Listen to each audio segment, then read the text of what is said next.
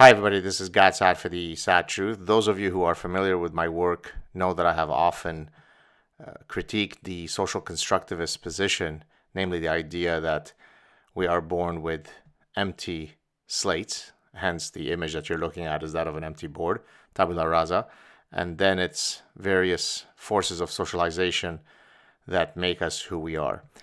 I have critiqued this on my social media. I have written books wherein I discuss this matter, also in some articles. I have some SAAD Truth clips that are dedicated to this topic. But I thought I would do today is offer you a hypothetical, albeit very accurate chat that I might have with a typical social constructivist. And in a sense, I've been having these chats for 20 plus years within the academic ecosystem. So just a few minutes ago, I posted this chat on my social media platforms. And so here we go. You'll forgive me if I have to go me and then SC for the social constructivist who's having the chat with me. So me, here's the start of our chat. Does the human mind contain any biological-based blueprints that ultimately define a common human nature? The SC replies, no. Me, so biology and more generally evolution are not relevant to the study of the human mind? SC, biology is relevant in explaining the behaviors of 8,699,999 species. However, it is perfectly irrelevant for humans. In that case, hashtag biology is Nazism. Just as a side note, actually, a social constructivist wouldn't be able to say this in a chat because he or she wouldn't know the number of estimated species that currently exist on Earth. So that's actually a tweet that I posted yesterday wherein I was referring to the human reticence effect. The human reticence effect is a bias whereby people think that biology and evolution is perfectly appropriate in explaining all species short of the human mind. Or humans, many aspects of humans would be fine. For example, explaining that we have opposable thumbs, well, then that would be perfectly fine. But anything that would be above the neck, well, that's just Nazism. So continuing with our chat, me, why do men and women possess universal mating preferences? What do you think the SC responds? Socialization. Me, where do universal patterns of socialization come from? The SC responds, socialization. That's the beauty of socialization. It's an infinite loop of non-explanations. Me, why is sexual infidelity the primary cause of male-on-female violence within a union across cultures and eras? SC, toxic masculinity. Me, where does toxic masculinity come from? SC, violent video games, violent rap lyrics, violent movies. Me, so prior to the existence of the latter cultural products, such violence did not exist? SC, yes, among white men. All other men were perfectly noble and peaceful.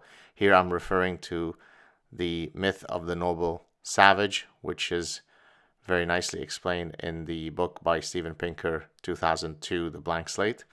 Me, do men on average bench press larger weight amounts than women, and if so, why?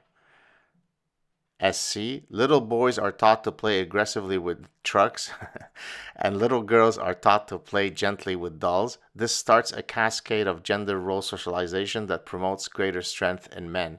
Now again, it might seem as though I'm being satirical here, but I'm in effect really summarizing the astonishing lunacy that exists within the halls of academia. Continuing with our chat, me, are there any biological-based sex differences? SC, short of genitalia, no. It's all due to socialization. Me, I'm about to jump off a bridge, for I cannot bear the idea that you exist. SC, with a pomo twist, for those of you who don't know what the shorthand pomo term means, it's postmodernism. he or she responds, gravity is a social construct. You'll be fine, Gzir. And then I put in brackets, this is the academic world that I have inhabited for well over 2 decades. Now, some person will respond to me, oh no, but that's not what social constructivists believe. That's not what postmodernism is. That's exactly what they believe. That's exactly what postmodernism is. Postmodernism is that there are no universal truths. It's complete chaos. It's gibberish. It's concatenations of words that mean nothing, that masquerades as profundity, and it is a movement that has found a way to deceive generations of students into spending all of their time, money, and effort to learning nothing. And social constructivism is equally idiotic. Well, maybe not equally idiotic at the extreme. Of course, socialization matters. No evolutionist thinks that socialization doesn't matter. But to place everything on the broad shoulders of socialization ultimately explains nothing, right? Because to the extent that certain forms of socialization happen in exactly the same way across all cultures and all eras, as I've explained on innumerable occasions, then there must be a reason why those socialization patterns are happening in the way that they are, right? So as I explained in my first class this past week, in my consumer psychology and decision-making course, it's not nature or nurture. There's nature and there's nurture, and we're an inextricable mix of both. But whenever something is due to nurture, it's usually nurture by nature. In other words, socialization forces exist in their form because of biological imperatives. They don't exist outside of biology. So there you have it, folks. Hopefully one day in the not too far distance, those who negate the reality associated with how the human mind has evolved to be the way that it is will be afforded the same level of respect and attention as that currently afforded to those who proudly belong to the Flat Earth Society.